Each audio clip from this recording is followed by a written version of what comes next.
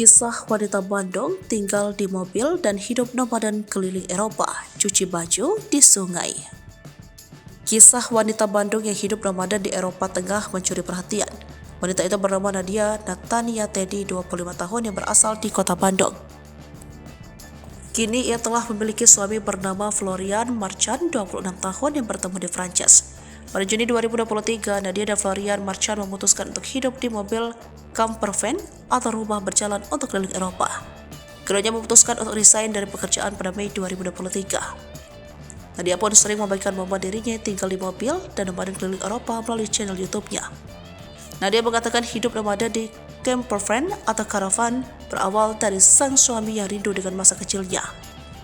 Mungil nomadennya tersebut, alumnus manajemen Universitas Katolik Parahyangan Bandung ini mencurahkan hampir semua pengalamannya melintasi negara demi negara di kanal YouTube-nya. Pengalaman Nadia dan suami pun mencuri perhatian publik.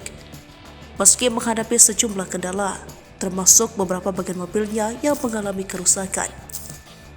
Nadia mengaku antusias dengan perjalanannya kali ini.